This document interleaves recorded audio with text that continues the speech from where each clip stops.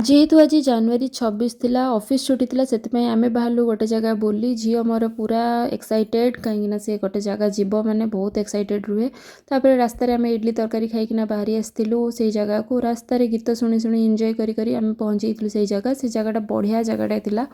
लाल पत्थर एथिपाई कहीं तार सबू पत्थर गुड़ा को रेड रेड कलर टाइप का देखा तापर एठी थिला गोटे पोलो टाइप का एठी पारिकिना आर साइड को जीवाको पड़ुथला।